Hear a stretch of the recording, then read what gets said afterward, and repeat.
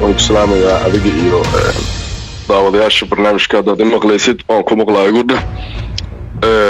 ما يمقشها aad baa lagu maqlaa corneyle daraawiishta cashar bay dhigeen 2 jeer maantay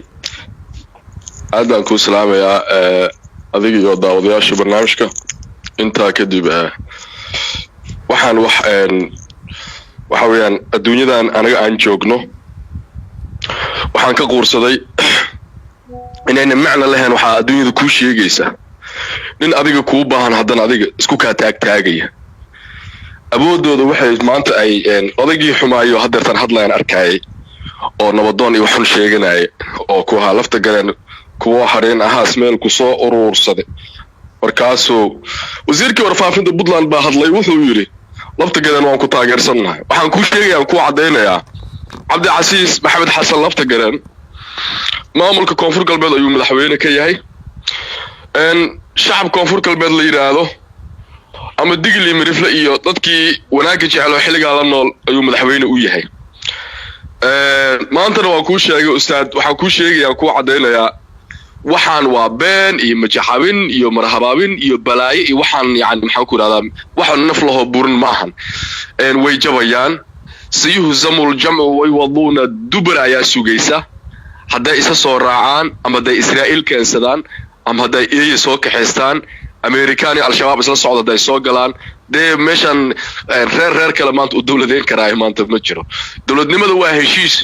heshiis bulsho haddii taa la waayana dee adeerkayga lafta gareen Cabdi Casiis baa sheegay wuxuu nin walba reerkiisu dib ugu noqon inta dabadeed waxay rabaan hadda barraawe inay arqalad ku bilaabaan iyo afgooye sida hadda igu maqaala saantana ay muuqato laakiin way ku fashilmayaan sababtoo ah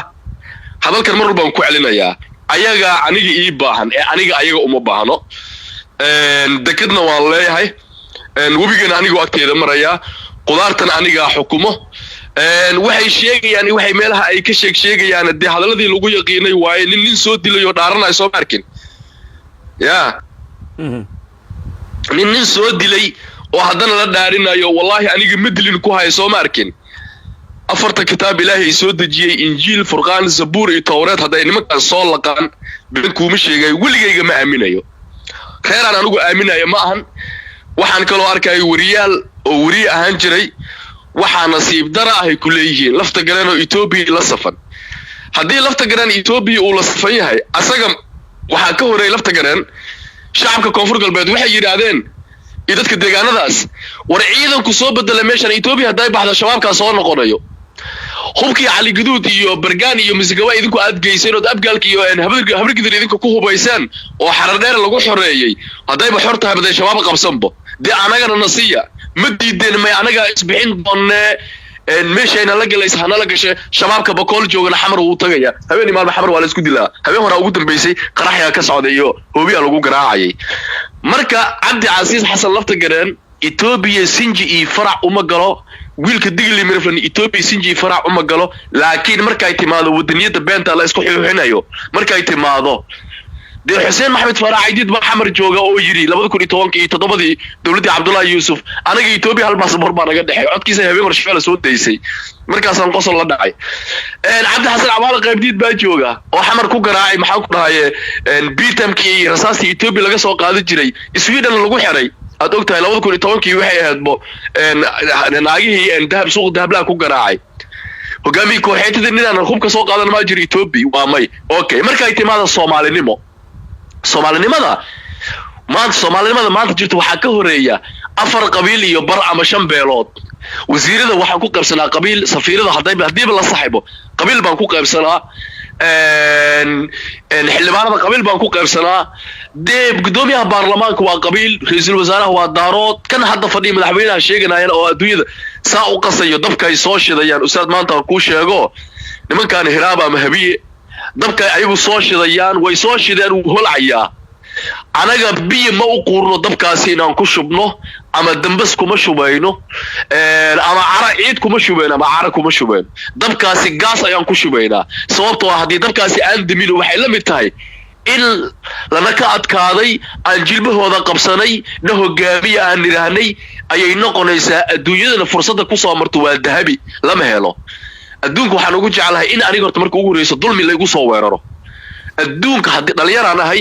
haddii tusaale ahaan dagaalka sidiisaba wuxuu qiimo iyo sharaf leeyahay marka lagaa gardaran yahay ama lagu soo maago dulmi ku soo galo yaa ay isu soo been fartiintaan oo bunta soo garaacdaan ay isu soo habrubacdaan eeyihii ka cararay baydhabo 250 kilomitirka ka cararay magaalada baydhabo ilaa number 4 cararay ee qoriga BKM-ka ah kabashada biyaha ku bedeshay 98 taariikhda ayda is qortay dhishika lagu boqor taariikhdan waxyaabo laab kale waxa kamid ah hadda waxay biloobeen divide and rule wax la yiraahdo qaybiyo xukun ay biloobeen odayga xumaayo dacweynaha xamar ka hadlay maaynaha meel ku soo urursadiyo wiir u dhabeey taasi waxay ku tusaysaa qaybiyo xukun dadkii la qaybiyo kadibna ay noo xukumaan taasina waa ka soo horjeeda haddii aan ku sheegay beentay ayagu sheegayaan anaga run baan u bedelnay qiyaanada ayagu maanta sameynayaan waa la fahamsanahay siday noo naceen baan u kirahsanay siday noo kirahsadeen baan u nacabnahay ciyaarta ay jilayaan baan la jilaynaa kitaabkay akhriyaan baan kiisa kala akhrineynaa injiil haday akhriyaan injiil haday soo akhristaan furqaan baan akhrineynaa zabuur haday soo akhriyaan tawreed baan akhrineynaa meesha ay gashaan la galnay la isku fahmaytan hadeertan tii hore way soo dhamaatay tagay maalmahoodii waxa timid marxalad cusub al'aan iyo hadda waxaan ku sheegayaa xasan sheekh maxamuud Itoobiya waxay ku timaaday 2013 Itoobiya wadanka waxay soo gashay 2013 markii asaga la doortay feermadiisa iyo go'aankiisa iyo warqadiisa ay ku soo gashay qalinkiisa Shariif Sheekh Ahmed ama Sheekh Shariif ninkii 200 kun oo dhalinyaro doynuna iyo iidaali maxaas iyo jidda ku dishay iyo badiirad lay ku dhameeyay kadibna madaxweynaha Soomaaliya noqday Mareykan isu dhiibay Itoobiya asaga wada hadal la galo ka saaray laakiin Xasan Sheekh baa ku soo celiyay Itoobiyadii shalay adiga aad feermadaadii ku keentay markii lagu doortay 2013 ayaad maanta iga dhaadhicinaysaa inay yihiin Itoobiyaan maxaan ku dhaayay gaalo waayaa tiraaday digli mirfan way la safayihiin haddii digli mirfan aniga sinji noo magale saldaanadii koonfurta Soomaaliya ayaynu nahay anaga saldaanooyinkii dalkan soo maray wadaniyadana anaga ay nagu dhamaataa anaga ay nagu bilaabataa soo asaga sheegay weeyaan laakiin waxa isweydiin mudan wiilasha marka la leeyahay wadaniyada anaga ay nagu bilaabataa wiiri anaga ay nagu dhamaataa that's right maxaan la jeedaa galcadi masagawa iyo masjidka cali gaduud aad adigu ogtahay 2 milyan oo gondom laga helay 2 milyan oo gondom wiilasha ku dhimanay waxay ahaayeen digli mirifle galcadi masagawa iyo galhareeri budbud iyo bargaan digli mirifle xoreynay ilaa iyo xaradheer iyo hobay ka dagaalamayeen guriceed iyo bali gubadla ay ka dagaalamayeen waxay ka dagaalamayeen meesh la yiraahdo matabaan ayaga nimankan habiya dhalinyaradooda maxaa u diiday baay bakol inay ka dagaalamaan ayagoo xooga dalka ah maadaama kuwaygi xagga ay ku dhimanaan ku shahiidayaan ku dhimanayaan kuwoodii maxay u diideen baay bakol inay ku dhintaan ay rab dhuuray iyo qasax dheer iyo baay biyoole iyo maxaan ku leedahay awdiili iyo bardaali iyo diinsoor sablaali ku turwaari inay ku geeriyoodaan maxaa u diiday ma ogolo mana rabaan laakiin markii gobolka Shabeellada hoose uu yahay ay dhul sheeganayaan ayagana aynu ku magacawneen waxay jecel yihiin wiilashooda inay soo geliyaan haday soo geliyaan daraawiishtii daraad baraawe maalin cad habeen ooga dhigtay ayaa wali fadhida baraawe haday wiilashooda soo geliyaan ay taag bilaawaan wiilashii baa baraawe jooga oo daraad ayadoo maalin cadooy ay tahay habeen looga dhigay qorxda madoowaatay qorx madoowaad baa ayaga ilaahay ku soo ayagoo military sheeganay saarad dhameystiran heestaan oo ciidan qabiil ah oo military laakiin lagu sheegay ciidan daraawiish koonfur galbeed oo kali police military oo kale u tababaran ayaa maalin cadooy qorx madoowaad ku riday midadkoodana waad aragtay maxkamada la soo taagay maxkamadda way tagtay walaalayaal oo xididaan nahay xabada hoos nooga dhiga unu ka wada hadlayna ayaa lagu damiyay arintii maxkamadda la soo saaray waay in run bay ku ooyaan ilmana hooyadooda inta dabadeed nimanka reer hiraab haday xishoonayaan Xuseen Maxamed Faarax Aydid baa xamar u joogo oo Itoobiya anaga hal baasaboor baa naga dhaxeeyo uu yiraahday diiwaan ugu noqonayaa arinta maxamed khayra afrax aadina ninkii abdi xasan abaala qaybdiid ayaa maxkamadda waxa u fadhiya aqalka sare gudoomiyihii gudiga dastuurka qabi qoraalka Soomaaliya maanta waana ninka suuq dahablaha ku garaacayay madaxfiyada ayaa aqalka sare u fadhiyo Muuse Suudiyo wuxuu baa aqalka sare u fadhiyo xildhibaan ah wala hadii loo Ali Abbas liiraada Ethiopia ka soo qaaday ma aanan ku barooweha suuq bakaaraha ku barooweha wala ogyahay way duubantahay ila aan aydo black and white taariikhda madow waxay ku jirtaa YouTube anana soo bixinayo inta walba way baaran kartaa caawa inta marka laga tago ustaad waxaan ku sheegay anoo ka faa'iideysanayo reer digli iyo mirifle shakada beel bay isu bedelaysaa marka noocan u hadlaayo Soomaali kale inay la yaabin iyo hulcaya habiya noo soo shiday anagana gaaskaan ku shubaynaa waxaan garab iyo gaashaan u nahay garab taaganahay Cabdi Casiis lafta gareen iyo maamulka Koonfur Galbeed hadda indhaha isa soo tiraan ay ku soo hungoobaan ay soo galaan ma dil baa lagu bato horta dil lagu ma bato waa lagu baabaa Soomaha laakiin dilka kala macaan badan dhimashadu way kala macaan badan tahay nin dhulkiisa difaacanayo geeriyooday iyo daalim dhalay oo tuuga soo duulay aniga rawayno aniga ii soo wadaniyad been ah oo igu soo xuuxiyo waa qaana sida madax looga jaro qabyaalad waligeena ma baran waligeeni qabyaalad isku madayin dad waxaan nahay nabadda iyo kala dambeynta iyo dawladnimada jecel oo ganacsadaan nahay dad soo dhaweeya Ilaahay naga dhigay hadii taasi been ay tahay dhulka maanta ayagu ay sheeganayaan degmay ku magacaawiyihiin maanta ma jiro tan iyo Boosaaso Bari iyo Xaafuun ilaa iyo Baargaal iyo Caluula ay ka ganacsadaan dadkana ma dulmiyaan mana sheegan karaan dhulkaas ku dhuusamana banaankeeda maanta malabka kumaalayo wallahi baa inay sheegan karin digli mirifla raxweynta joogta dhuusamana banaankeeda malabka ka ganacsado oo tiyaglow ka qaaday dhulkan wallahi baa inay sheegan karin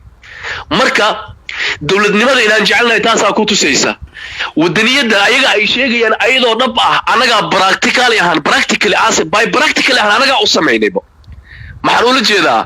anaga bargaana ku dhimanay anaga budbud iyo masgawaana ku geeriyoonay wiilashayda walaalahayga ahay ku geeriyoonayay dhuusamare banaankeeda ayaga hal nin xataa maanta kama joogo bakool oo askari ah dawladda dhexe ka socdo taasi waxay ku tusaysaa Ethiopia ay hubka ka soo qaadan jiray oo Xasan Sheekh Maxamuud markii la doortay kadib doorashadii ka horeysay madaxweynaha markii ugu horeysay uu noqonayay qalinkiisa ay ku soo gashay Ethiopia in ku joogta Soomaaliya marka wixii xun xaaba ayaa iska leh Koonfur Galbeed waxa ka soo uray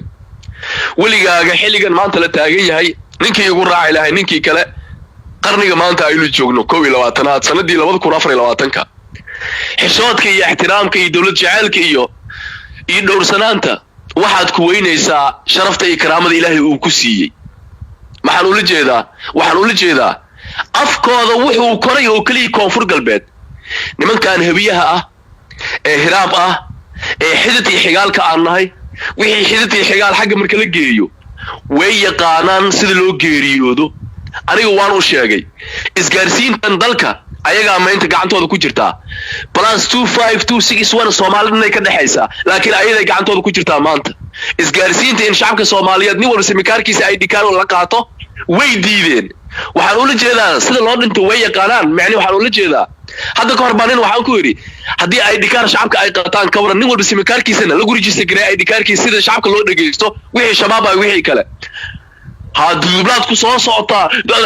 aray dudublad ku soo socota oo igu yiri markaas waxa yiri isgaarsiinta gacanteena ku jirta heybis khalaas ay dhikaarna marabne horta qarax haduu dhaca yiri Muqdisho uu ka iskala soo malihidinayna 80% idinka soo ma aha waan ku faraxsana sababtoo ay idinka diidan dawladnimada aniga waxa tiga dhigtaa garab iyo gaashaan baad tiga dhigtaa xoog dalka aniga u badan inaad isgaarsiinta diidaan waan ku faraxsanahay yiri 20 waan kula qaybsanaa dhibka aniga iyo banaadiri iyo waan kula qaybsanayaa laakiin marka ay timaada yiri oohinta markii hore raganimo loo hadla gadaalna ri'arinimo loo yeero guuxa ka soo baxay raganimaad muujisid gadaalna adiga sidii ri'arinimo adiga aad u yeertid lax oo kale ka yeerto ogo waa maanta xiligi maahan waqtigan waqtigii maaha wacdiga la joogo wacdigii maahan dadkii maahan qarnigii maaha de qarniga 20 qarniga 20aad wuxuu ku ekaa 1999 uu ku ekaa 2000 uu ku ekaa 2001 wixii ka dambeeyay qarniga 20aad loo bilaabmay 24 sano ayaan ka cunnay ya 66 sano ka dhiman qarniga 20aad dhamaadkiisa ninkii nool ilaahay gaarsiyo 100 sano ba gaarayo ama 110 sano ninkii gaarayo marka waxaan ula jeedaa ayaga ay gabadha goobta ugu jirtaa maanta way fashil bay dhex taagan yihiin cid noo soo dubladeyn karto amba wadaniyad been ah xuuxaha iyo nolol soo doonan karayso ma jirto dalka gudihii iyo dibadii aqligiina iyo garaadkiina ha shaqeeyo digli miriflow reer Mayland koonfur galbeed ahaan ACDM ayaa la hadlayaa dadka Soomaaliyeed ee dir iyo daarooda leh habiyaha qaarkii ee fahamsan ujeedadana waxay tahay xalaasha ah oo 5% ama 10 ah inta kalena shirarkooda waa xaraan waad ogtahay hadalada afkooda ka soo waa xaraan waxay ku hadaaqayaan waa xaraan waxay sameeyaan waa xaraan shirarka idaacadaha ay u soo bandhigaan waxa ka badan shirarka kala qarsoon aan idaacadaha muuqaalbaahiyaha la soo hordhigina ka badan oo ay lugooyada ku sameeyaan waa xaraan af xaraan bartayna udgoon xalaal ah kama soo baxdo waxaan ku yiri ustaadow calooshii qoyaan baratayna qalan uma dul qaadan karto marka kubii hogaamiye kooxeetada ahaa ee Itoobiya hubka ka soo qaadan jiray ayaa maanta sanatar u wada ninkii maanta Soomaaliya madaxweynaha ka ah ayaa Itoobiya soo galiyay 2012 markii asaga la doortay Xasan Sheekh Maxamuud Sheekh Shariifna wuu ka saaray Xasan baa keenay marka Xasan Itoobiyada adiga aad keentay ayaa rabtaa nin digli mirifla u dhashay madaxweynaha koonfur galbeed inaad dusha ka saartid waa isku baaba'ayaan dadka way isku baabi'i doonaan qabiilada way isku baabi'i doonaan maryo dhiig leh ayay dadka kala furan doonaan waanu isdili doonaa anaga isdili doonno ha de wax la soo qarinayo ma jiro dhimasho waa loo joogaa adduunkan nin walba dhasho uu dhiman cid adduunka baaqi ku noqonaysa aan ilaahay ahayn ma jiro laakiin gardarada iyo eedarada ma qaadanayno cidna kama yeelayno gardara iyo adabdara cidna ma dulmi laakiin dulmi cid kama yeelayno Cornel 1500 oo ciidan ah oo hawiye ah in ay duulaan ku soo qaadaan 2 jeer maantay isla markaana meydadkooda iyo geedaha meydadku ay badan yihiin oo digil aw mirifle macni ay jareen maxay ka dhigan tahay xisaab qaldan marka isku soo dhufastid feeri dhigayso waxaan ku sheegayaa aadan waxaan ku sheegayaa dadkan kama daalaan dadkan saddex shay kama daalaan maanta haddaan ku leeyahay inay been isu soo been fartiimaan kama daalaan kamana tanaazulayaan xaraanta kama tanaazulayaan iyo beenta boor isku qariska kama tanaazulaan haddana kama xishoodaan inay gadaal ka ooyaan oo calaacalkana kama xishoodaan been isu soo fartiinka kama daalaan aan ku yiri kamana tanaazulaan xaraanta kama daalaan kamana tanaazulaan boor isku qariska kama daalaan kamana tanaazulaan calaacalkana kama xishoodaan laakiin calaacalkana ayagoo calaacalaya ayay soo fariisaan idaacadaha kamana xishoodaan sida loo geeriyoodo ayay garanayaan markaan ku leeyahay ayagaa isgacan bidixeynaya ugu dambeyn ayagaynu ku foorartaa maanta waanba soo jeednaabo dhuunkaaba ina kala go'san anaga hadday maanta ku jabeen dee jabka hadda uma bilaaban jabka wuxuu u bilaabmay markay soo ilooween oo ay niyada ka saareen waligaaga hadaad been badan tahay xusuustaada waa inay badnaataa qof been badan hadaad tahay waa inaad wax badan xusuusnaataa si aad isu difaacdid waxay xusuustoodii ku burburiyeen dhul aynan ku magacawneen madaxweyne ku xigeen oo dhulkiisa aynan haysanin ayay maanta raadinayaan marka waxaan ula jeedaa jabka hadda uma bilaaban jabka wuxuu u bilaabmay maalintii dekada Baraaw la soo dhagax dhigay jabka wuxuu u bilaabmay maalintii Baraaw ay ku soo duuleen jabka wuxuu u bilaabmay maalintii caasimada koonfur galbeed Baraaw ay noqotay jabka wuxuu u bilaabmay ninkii madaxweynaha Soomaaliya ka noqday 2012 Ethiopiankii asaga keenay intuu hilmaamay oo yiri lafta garaan ba Ethiopian wadankan keenay haddana jabka wuxuu u bilaabmay markay yiraahdeen toobad keena gaalaatihiin anagu gaala ma nihin ilaahaygeena anagu waan ku kalsoonahay ayagana ilaahaygood ha ku kalsoonaadaano laba ilaahan kala leenahay anaga iyo habiye habiya waxay leeyihiin ilaahaygi ayaga soo faray inay dadka dhacaan dadka kufsadaan guri islaameed sheegtaan wixii ayaga qalad ay gacmahooda ku sameeyaan fa ma kasbat aydihim ay gacmahooda ku sameeyaan ayaga waxay gacmahooda ku kasbadaan ayay inkiraan ilaahaygi u soo amray ha caabudaano anaga ilaahaygeeni waa ilaahaygeena soo amrayoona leh aniga mooye cid kale ma caabudi karaysaan dhiigga islaamka xaaraan oo idinka yahay dadka Soomaaliyeed islaam iyo gaalba gardana kuma dili karaysaan dhul islaameed kuma duuli karaysaan kufsiga waa xaaraan qaati'ul dariiq ismaalada dhiganay waa xaaraan anaga taasaan u hoggaansanay ilaahaygeena anaga kaas waaye ayaga markii ilaahaygood wuxuu ku soo amray inay wax dilaan waxna dhacaan taariikhda madow ay soo sameeyaan intay burburiyaan oo is ilowsiiyaan ayaga hadan dusha ku saarayo hadan maxaa u jeedataa Ethiopiankii shalay Xasan keenay soo farmeeray ayay maanta leeyihiin lafta galeen oo toobad keen aray diintaad ka baxday Ethiopian gaalaad la soo safad xalana dhexdii gabdha soo lama geeyo kuwa kunniikii soo gaalama gabdha xalana hablaha la geeyo ya safaarada Turkiga markii laga reebo magaalada Muqdisho iyo tan Suudaan markii laga reeban u maleynaya imidana maxaan ku dhahayaa ii sheeg Libya oo waligeedan ku ooli jirtay oo asaga qunsul leeyo marka laga reebo safaaradaha kale oo dhan xalana ay dhex fadhiyaan container ay ka dhigteen xafiisadooda waa containero gabdhaha la geeyo xamar waa lagu tuntaa fiiri dhageyso wax qaboojiyaal ayaa ku yaalo meesha la yiraahdo xalane qaboojiyaashaas waxa lagu qaadaa kiliyo bini aadan xubnaha bini aadanka lagu qaadaa wadnaha iyo beer bini aadan iyo kili bini aadan lagu qaadaa garoonkana waxa jira albaab laga bixiyo mana la baaro diplomatic gate baa loo yaqaan albaabka diblomaasiyada ay ka baxaan gabadha ugu qurux badan baa la geeyaa ayaa la soo tuntaa bil walban habeen walban caruur baa laga soo xaaqaa wadaniyada beenta ayaga ay sheegayaan haduu run sheegay asaga xalana u saxiixay Xasan Sheekh Maxamuud 30 sano u saxiixay ilman ninkii la dhigi jiray gabadhiis maxaa lagu dilay gabadhii ilman uu dhalay maxaa lagu dilay gabadha reer habar gidir maxaa lagu dilay labada kun oo farmaajo markuu joogay waxay ogaatay wax xalana ka socdo qori rifle baa lagu toogtay oo madax rifle halkaas maskaxda koofanaha kor la qaaday gabadha okay xornimo ma jirto xornimada iyo wadaniyada ay ka sheegay maxay tahay ciidan bad muu dalkan leeyahay xuduudaha way iska furan yihiin Ethiopia joogta Nigerian police aha jooga Burundi baa jooga Uganda baa jooga xalana dhexdii baa diamond iyo dahabka buuraha habeenkii ay ka soo qotaan bay ka qaataan dalkan jawaana waaben bay qaataan diyaarada helicopter bay ku gurda Nairobi la geeyaa Ethiopia la geeyaa saldhigyada ay ku leeyihiin Djibouti qof la hadla miyaa jira ya anaga wadaniyad baan noo soo jilayaan dhiigay xalaal ilaahay idinkaga ma dhigina kiina ilaahay xalaal nooga dhigay sababtoo ah dhiigoodii ayaa anaga xalaal noo ah maanta ayaga dhiigoodii wuxuu xalaal noogu noqday ayaga anagana daadaansanayo oo gaalna nagu tilmaamayo toobadkeena leh dhulkayga u soo socda asagoo madaxweyne sheegtay waad ku way ku ceeboobi doonaan waxaana qabsan doonta sayuhzamul jamu way waduna duburkeena soo aadin doonaan Soomaad garan kibirka iyo islaweynida iyo mutakabbirnimada ana hadda maan sheegay ilma fircoon maxaa u bixiyay fircoon yaa ka kibir badnaa fircoon muxuu dhihi jiray anna rabbukumul a'la rabbigiina saray waa aniga asagoo og inuu ilaahay mooyaan cid kale adduunka la ilaaha ghayrullah asagoo mooyaan cid kale adduunka lagu caabudin asagoo og fircoon ayuu ismahdiyay uu yiri anna rabbukumul a'la noocaas bay maanta sheegtaan bal dhaqanka fircoon dhaqankan muxuu ku kala duwan yahay bal nin qof islaam ah rabo inuu dhulkii ka qaato nin gaaladana kaaga horeeyay munaafiqnimada xalana dhexdii kula sheekaysta oo dhulkii Soomaaliyeed wada xaraashaya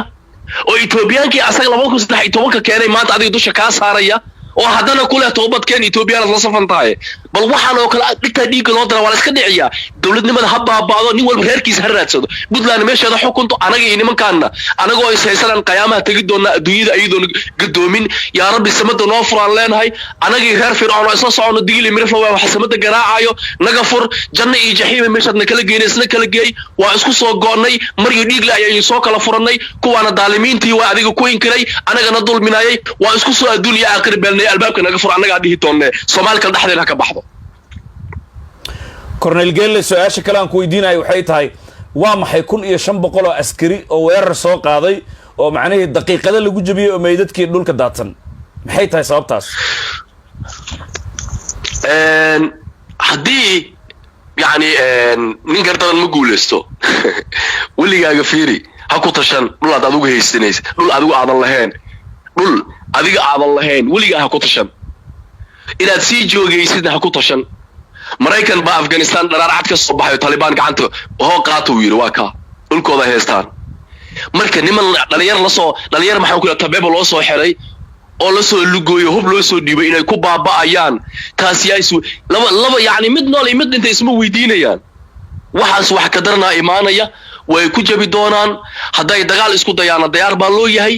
haday aan dibindabi kala keenan diyaar baa loo yahay waxay ku jabeen daalimnimada qaa'inimada beenta iyo qiyaaliga iyo propagandada hoteladan xamar ay fadhiyaan ma waxa waayahan badatay unuka hiraabana la dhahaa ma hirtaadan soo noqohayna aasaan ku soo laba jibaarihayna Cabdi Casiis lafta garan muga Ethiopia la soo safti digli mirfil jaajuusiina ay noqdeen waa kuwin Ethiopiaanka keenaya waayagan Ethiopiaanka noo keen marka inay ku jabayaan wiilashan xunno daalimiinta ah xaraanta ayaga ay soo direen inay ku jabayaan ma laba xalaba isweydiinaysa adigu ku weydiiyo may laba isweydiinaysa ma jiro way ku jabi doonaan siyaasad ahaan ay u jabi doonaan dhaqaale ahaan ay u jabi doonaan ciidan ahaan ay u jabi doonaan wixii federaalka igu jiro 12,000 askarina way ka soo baxayaan hadii dawladnimada disaan ay ku sii socoto ya Cabdi Casiis Xasan lafta garan wuxuu yiri dawladnimada waa heshiis bulsho hadii la waayo nin walba reerkiis dib ha ugu laabto waa run anigu hadal la qariyo ma aqaano hadal runtaan ka sheegaa hadii halka la i jarjarayo oo qori BKM sujuudaas la iga saareen waan dhimaniyo ma garatay waayo waxaan ogahay runta sheego wirnaa Maxamed sallallahu alayhi wasallam wallahu kaana marra haday qaraarta xitaa ilaah baa nadilana nooleeya asaga su'aashana weydiiya asaga qiyaamo iyo janno iyo naar noo kala hay rabbigiina abuurtay asaga adduunkan xukuma runta maxaa looga leexleedaa nimankan qabyaalad cad bay ku socdaan dawladnimada marka ay ugu qabsadaan kufsi iyo dhac iyo boob iyo musuqmaasuq iyo qashin iyo balaayo iyo abaar iyo gaajo iyo jiniya timaada nin ayaga aanan ahayn oo daarood ama qof kale haduu yimaadana way ficlaan madaxtooyadan kugu soo daadayna aasaan anay kugu soo daadayna kuleeyii maxay wiji leeyihiin dadkan niyo inay jabayaan marka ilaahay garabkooda uu ka baxayaan niyo daalimnimada ay ku socdaan eegniyo ma garatay daalimnimada ay ku socdaan wadaniyada maxay tahay wadaniyada dalkan xorma Ethiopia kaligeed maxay tahay Ethiopia haday dhul waa sax Ethiopia dhul Soomaali galbeed la yiraahdo haysata Ethiopia anaga Ethiopian ma nihin sinji faracna nooma galo Kenya dhul bay haysataa Kismaayna way joogtaa Kenya waana tii badan ugu haysatay farmaajo markuu joogay nin habiya ma aragti oo farmaajo garab ku siinayay oo dhahay xitaa yaani garab ha lagu siiyo Kenya dhul bay naga haysataa Kenya hadana badayna rabtaa inay haysato qof habiyo ku hadaaqay maaragtay marka laga reebo dhalinyarada taageersana fikirka Maxamed Cabdullaahi Farmaajo siyaasiyiin meel soo fariisatay maaragtay waa may farmaajo ay ku xumeynayeen marka ayagu xukunku qabtaan waxay ku leeyihiin wadaniyad waxay kula soo jiraan oo beena ayagoo xilliga interest ka raadinayo madaxweyne ku xigeen ay gobolkan ka dhigtaan hadii madaxweyne ku xigeen ay ka waayaan koonfur galbeedna shabeellada hoose inay la go'aan Banaadir State wax la yiraahdo inay ku biiraan ay sameeysan baay boqol la isku dhaafo Soomaad garan baay boqol la isku dhaafo kaas ay raadinayaan marka sida awgeedii dhan walbay u jabayaan aan ku dhahay hadii dawladnimadana saan ku sii socoto sidoo Cabdi Casiis uu sheegay ay noqonaysaa reer kale oo dawladeen kale oo maxaa ku leeyahay wadaniyad been ah la soo aadi karay wallahi baynayni jirin baarlamaanka qabiilan ku joognaa gudoomiyaha baarlamaanka anigoo imatalaya ra'iisul wasaaraha daarood buu imatalaa xasan nimankan wuxuu imatalaa reer fircoon oo imatalaya ma garatay yaa ra'iisul wasaare ku xigeenka iyo gudoomiyaha aqalka sare isaaq oo imatala ama diro oo imatalaya waa ka qabiilan ku wada fadhina Soomaad garan gudoomiyaha ku xigeenka labaad ee baarlamaanka ama koowaad beesh shanaad oo imatalaya waa ka qabiilan ku fadhina marka aniga aad wadaniyad been ay soo dawladeynaysa wadaniyad been aad ila soo doonaysa Ethiopia adiga aad keentay waad silowday adiga jigjiga tagay adiga dhaanta ku soo dheelay adiga yiri uba onalef iyo al-shabaab waa isku mid adiga oo soo saxiix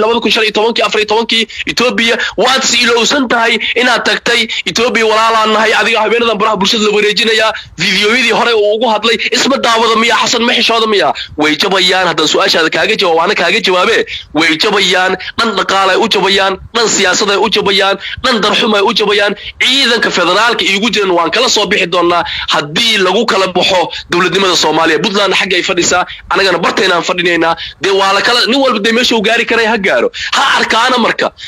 haddii ay dawladnimo kaligooda sameeysan lahaayeen ay sameeysan karaan 1994 ay sameeysan lahaayeen oo hablaha batriga futada laga gelinayay oo batriga lagu xareynayay oo Muqdisho waqooyi koonfur loo kala degay maxaa ku keenay kaasiinay korkaada la isku soo kuday markay ayagu isu dilayeen ay dawlad sameeysan lahaayeen dawladnimada Soomaaliya la'aanteeda inay noolaan karin way ogaadeen haddana way kibriyeen sanad laba hotel oo xamar laga dhisay iyo ay Soomaali isugu timaaday iyo ummadii Soomaalida hadii soo urursanaysa iyo markay arkeen ay kibriyeen uu ka iskale de halagu kala taga haddana hay soo saareen suulida hay la isku yaani hay isku dhaxwasanay isdaaya ooga dhaxbaxno Soomaali dhaxdeen ha ka baxdo anagana xuduud siinka dheer iyo meesh la yiraahdo ii sheegeen jazeera iyo siinka dheer iyo number 4 eerideeda ayay ka bilaaban doontaa dawladnimada saas ay noqonaysaa wasiirka warfaafinta Puntland dhageyso wuxuu ku hadlay in lagu dhaqmo wiri dastuurka that's right in lagu dhaqmo dastuurka in lagu dhaqmo waa wax waajib ah federaalnimada waa lagu heshiiyay federaalnimada ma ahan inaad been badan tahay oo haddana xusuustaadii ay maqan tahay anaga waryaani waxa igu way ma ku sheegaa anaga ina leeyihiin toobad keena digli mirif waa inay toobad keenaan awoobiyaashoodii qaarkoodii caawageey oo 100 sano ka hor geeriyooday hadii dib loo soo nooleeyo ay 5 daqiiqo nala joogaan reerka maanta noocan u hadlaayo waxay u sheegi lahaayeen hadduu ilaahay naga ogolaan lahaa caawa awoobiyaashoodii nimankan ee qaylinaya reer hiraab qaarkooda hadii loo soo nooleen lahaa caawa waxay afkooda ka qiran lahaayeen unukoo istaaga ku qaadinayno ayay diinta afka noogu anqariyeen ayaga diinta la bari ay artooda ka qiran lahaayeen wallahi oo billahi oo tallah waxaan dawladnimo aqoonin qof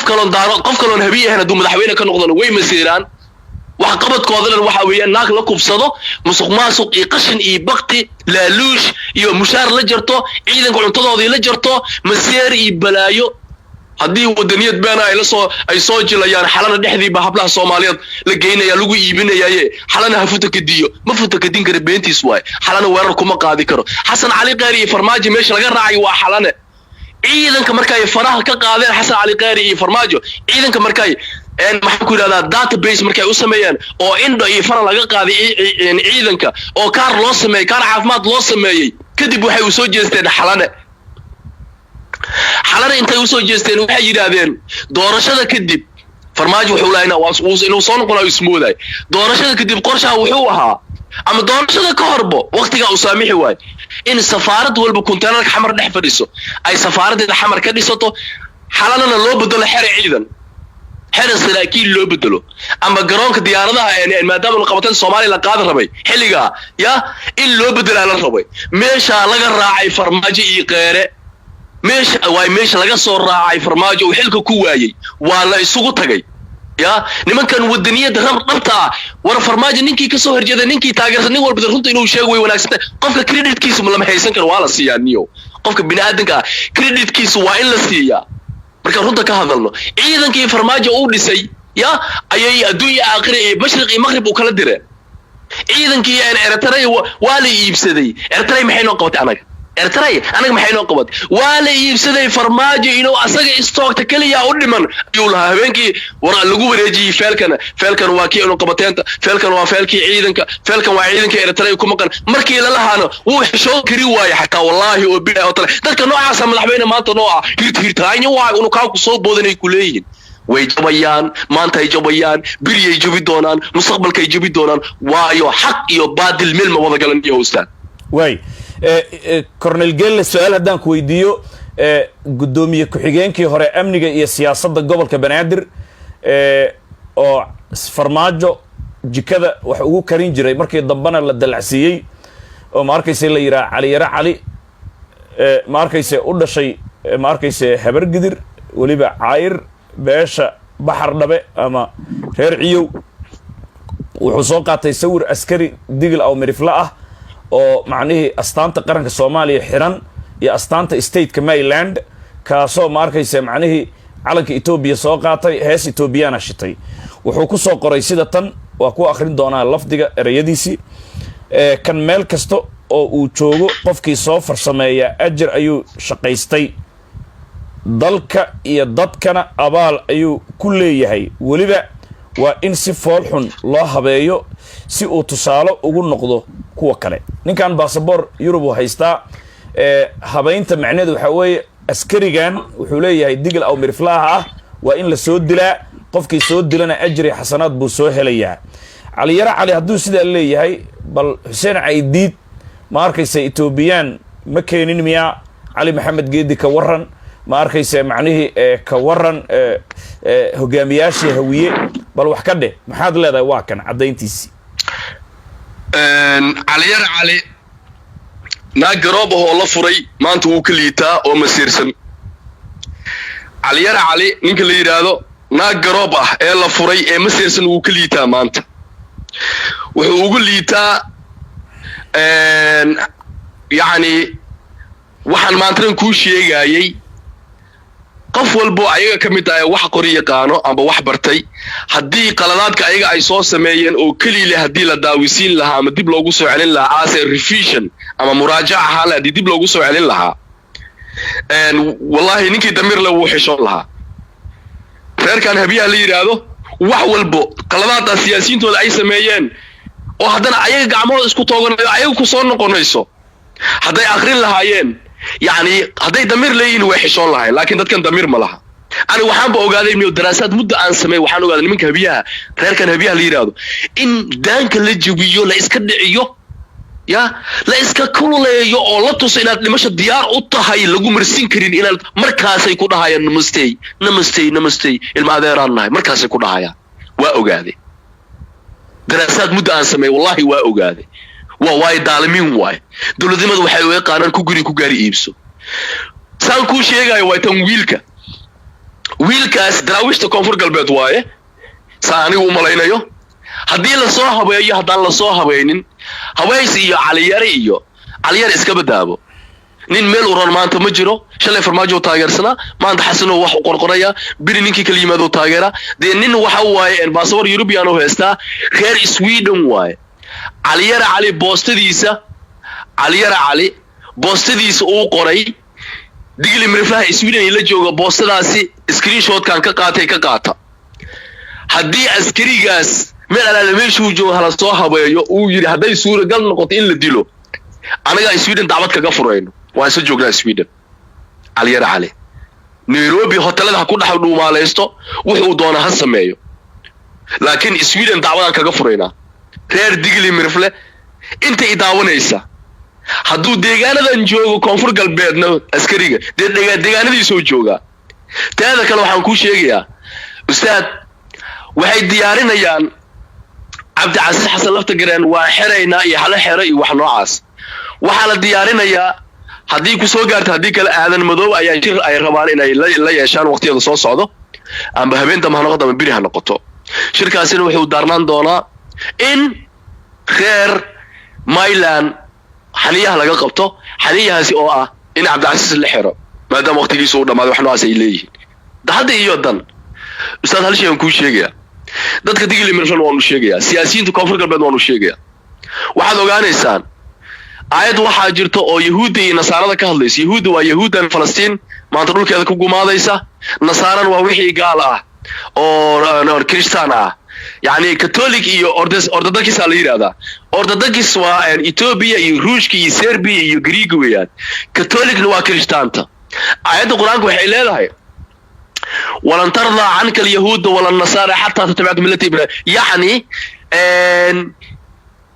yahud iyo nasara barqaali kama noqonayaan illa kabaqaad aad ka noqotid aad kaba hoodo qaadid digli miriflow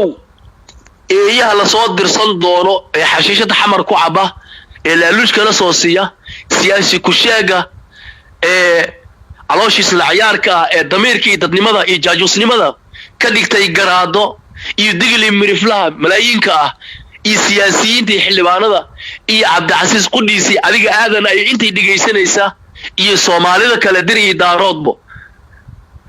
waxaan u sheegayaa guud ahaan qaasatan digli miriflaha waxaan u sheegayaa inta 95% digli miriflaha ee taageersan maanta halgankan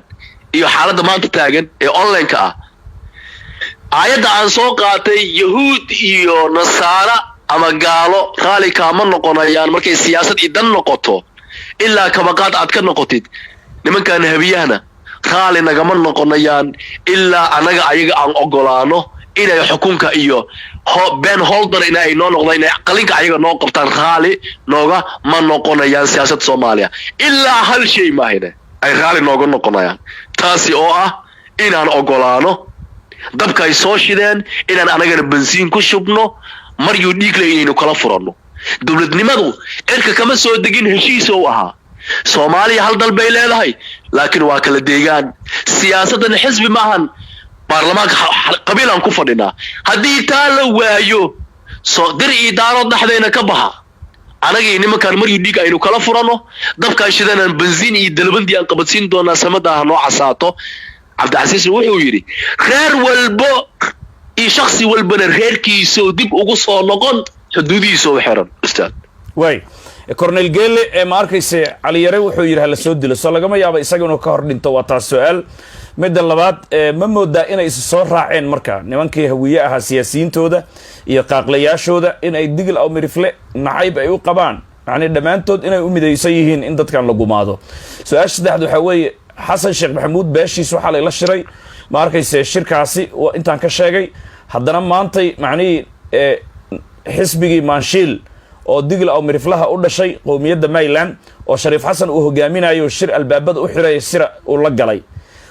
muxuu u sheegayaa bay kula tahay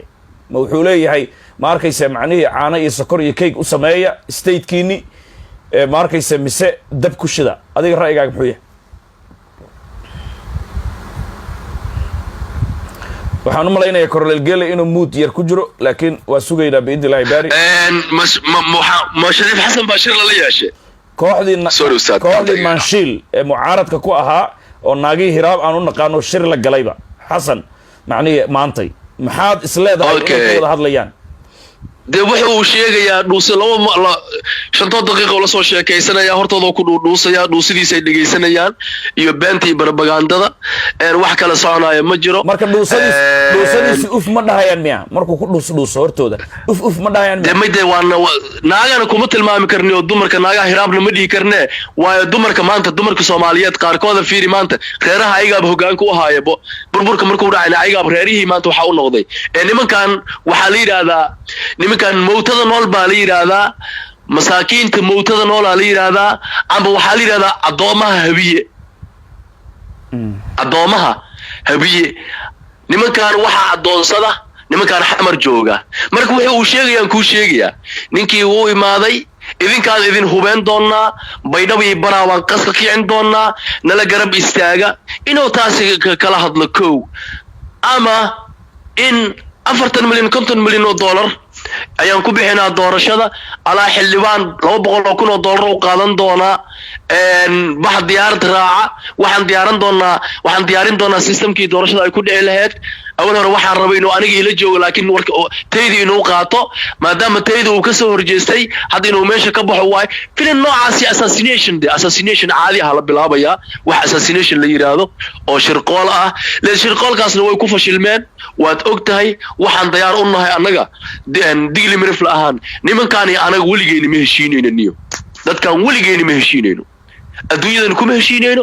aakhirana kuma heshiinayno meel aan ku heshiinayno nimankan ma jiro waa niman aan xishoonin waa niman maxaan ku yiraahdaa qaab daran waa dad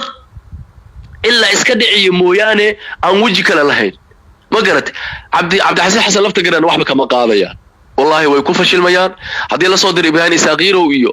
wixii la halmaalay iyo Cabdifataax Geese iyo qashin iyo Habilo Balaag iyo qashin haday soo diraan iyo jaajuusiin ayaga ku go'aya ayaga ku baabaya waxay ka qaadayaan abuur ma jiro waan isaga filannahay haday baraawo noqoto haday baydhabo noqoto حسن أسرع وقت كوسعة أسرع لوجسوا كعنايا سياسيين تمان تريريس سياسيين تكلا بدلان هالكاسة أفردسا تي سومالان بملو تالو قاتوما مانت برانسو إستاكتي أوضل باسي كركريا سناق عرقاوة حتى شاكا كسي بلاوان إيسا يعني توبي واكا ويسو قليسا ميلو البو أسرع إيمان تجرتا دي جلبي كمسومي براوي بو أليساكو يعلبون شبابا أفرددا حمر هبير بهوبيا لغو قراعيا برهنسو هذا كل لو بقول محابا أتاقيني أو قنتالي واي ما أنا قلنا والله يا حسن واي ugu dambeyntii marka Puntland maanta waxay taageertay madaxweyne lafta gareen iyo dawladda Mayland hadalkii shalay lafta gareen uu jeediyay ee dhulgariirka siyaasadeed ahaa hawiye ay ka naxeen oo Xasan Sheekh Maxamuud xalayto la hawiye inuu la fariisto ama uu la shiro khasabtay su'aalo laga weydiiyay hawiye ay ku dhaheen war maxaa qorshe ah ninkii uu yimaado una hadlay raxweyn saan u ciribtirnaa marka taageerada Puntland ay banaanka la soo istaagtay ay leedahay dawladda Maryland federaalka ayay u taagan tahay waana garab taaganahay maxaa ay ka dhigan tahay ganacsi adiga aad leedahay haddana caawa 2 milyan ku soo darsado ku heshiinani adiga bishii wixii soo baxayo go'aan aan ku qaadano oo faa'iido ah haddii aan kaaga baxo ka waran heshiiskii iyo maxaan ku dhahay wixii aniga aan kugu heshiiyay ama adiga aad igu heshiisay ama wixii lagu heshiiyay naga dhaxeeyay haddii aniga aan ka baxo ka waran haddii ay xaalad kala dhaxdeeyay dhex taagan tahay xilligaasi adigana mas'uuliyadda xaaladda taagan adigu aad ahayd wax walba ganacsigeena ku imaadeen adiga aad hore u soo sameysay qaladaadkii maanta aadan qiranayno rabta aniga inaad dusha iga saartid bal ka sheekay federaalka waa lagu heshiiyay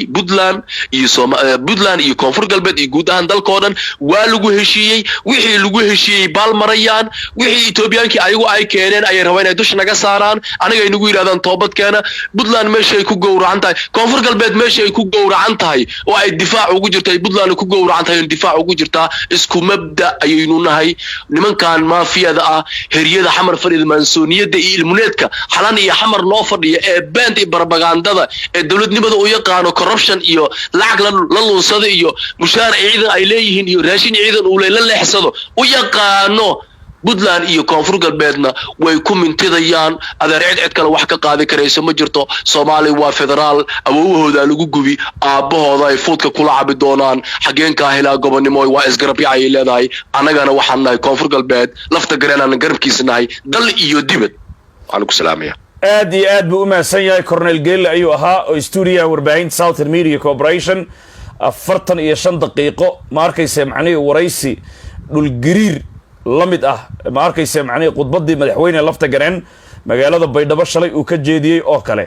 Shaati Guduud International Airport Baydhabo State Maryland markuu soo degay oo ma arkaysa xalay toole ay la seexan kari waayeen siyaasiyiintii odayaasha hawiye maca Xasan Sheekh Maxamuud uu ugu weyn yahay oo xalay oo dhan la gorfeynay sida laga yeeli karo ma arkaysa dadkan Maryland ee hadda soo kacay hawiye su'aalaha adag ay ka keeneen khudbadii lafta gareen waxay ahayd in ay leeyihiin annagu daarood iyo dir waxa nooga cadowtinimo badan reer Maryland oo soo kacda annagu waa dhamaanay cunaqabateyn bayna saarayaan dekadooday furanayaan waxa weeye hawiye uu jiri jiray ayaa la dhigi doonaa anigu ma garanayo sababta sidaan ay ugu cabsanayaan digil aw miriflo oo intaas duulaan lagu ahaa way noolaayeen ma arkaysa macnaheedu way dhaqmaayeen haddana way dul qaadanayeen guryahooda loogu yimaaday isbaara loo dhiganayay la dhibaateynayay sababta hawiye intaan oo cabsi ah isagoon la soo gaarin uu u muujinayo ma garanayo waagii ay weerar ku qaadeenna 95 September ma arkaysa waxaanu garanaynaa markii Saydal Say 1999 la soo jabiyayna waxaanu ognahay in ma arkaysa dawlad degdeg ah oo bulshada rayidka kali ah ka qayb galaysa la yiri dadku hubaysan loo diiday marka laga reebo ururka RRA kaliya shirkaasi Djibouti loogu qabtay si ma arkaysa shabeellada hoose iyo xuduudda 4 rukun aanay u soo gaarin Maryland oo markaasi RRA ahayd ururka ugu awoodda badan geeska Afrika oo ma arkaysa laga cabsaday oo motooradooda xamar ay ka furfuranayeen raggii ku soo duulay dhulka Maryland ilaa iyo Dhilbakool markii dambana ma arkaysa macnaheedu ay geysanayeen deegaanadooda galmudug 700 ilaa 1 kilomitir ay ka soo hayaameen haddaba cabsida intaasi leeg anigu waan garan waayay